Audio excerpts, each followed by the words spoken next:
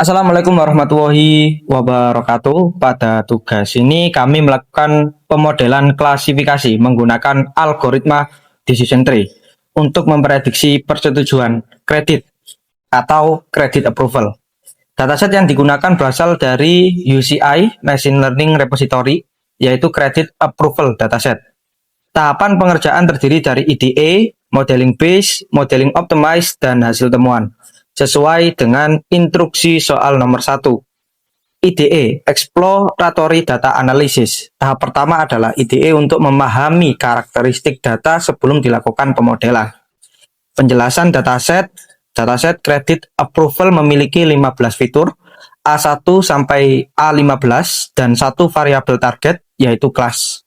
Kelas bernilai plus untuk kredit disetujui dan min untuk kredit tidak disetujui. Struktur dan kualitas data dari hasil eksplorasi dataset terdiri dari campuran variabel numerik dan kategorikal. Selain itu, terdapat nilai hilang yang ditandai dengan simbol tanda tanya sehingga perlu ditangani pada tahap pre-processing. Distribusi target menunjukkan bahwa kedua kelas, yaitu approved dan not approved, relatif seimbang sehingga dataset cukup baik untuk dilakukan klasifikasi tanpa penanganan imbalance khusus. Kesimpulan dari IDE adalah data perlu melalui proses imputasi nilai hilang dan encoding variabel kategorikal sebelum dimodelkan. B. Modeling Based Decision Tree. Tahap berikutnya adalah Modeling Base, yaitu membangun model decision tree dengan parameter default sebagai baseline. Proses modeling pada tahap ini dibagi menjadi data latih dan data uji dengan rasio 80:20. Nilai hilang ditangani menggunakan imputasi median untuk numerik dan modus untuk kategorikal. Variabel kategorikal diubah menggunakan one hot encoding. Hasil model base, model decision tree baseline kemudian dilatih dan dievaluasi menggunakan confusion metric dan akurasi. Model base ini digunakan sebagai pembanding untuk melihat apakah proses optimasi memberikan peningkatan performa. Oke, masuk ke modeling optimize. Setelah model baseline dilakukan, optimasi model untuk meningkatkan performa dan mengurangi risiko overfitting. Optimasi dilakukan menggunakan grid search CV dengan beberapa hyperparameter seperti max depth, min sample split, min sample lift, dan criterions. Hasil optimasi menunjukkan bahwa model dengan parameter tertentu memberikan akurasi yang lebih stabil dibandingkan dengan model baseline. Model optimize lebih baik digunakan karena struktur bawahnya lebih sederhana dan performanya lebih konsisten. Oke, masuk ke hasil temuan.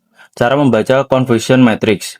Confusion matrix digunakan untuk melihat performa prediksi model. Penjelasan singkatnya, true positif atau TP, kredit layak dan diprediksi layak. True negatif atau TN, kredit tidak layak dan diprediksi tidak layak. False positif atau FP, kredit tidak layak tetapi diprediksi layak. Dan false negatif atau FN, kredit layak tetapi diprediksi tidak layak. Dalam konteks kredit, false positif lebih berbahaya karena dapat menyebabkan pemberian kredit kepada nasabah yang tidak layak. Cara membaca decision tree. Decision tree dibaca dari node paling atas atau root ke bawah. Cara membacanya, node paling atas menunjukkan fitur paling penting. Cabang kiri sama dengan kondisi true, cabang kanan kondisi false. Semakin kecil nilai Gini atau entropi, semakin yakin prediksi. Setiap jalur dari atas ke bawah mempresentasikan aturan keputusan decision rule dalam menentukan persetujuan kredit. Berdasarkan hasil analisis, algoritma decision tree mampu digunakan untuk memodelkan persetujuan kredit dengan cukup baik. Model optimize memberikan performa yang lebih baik dibandingkan model baseline.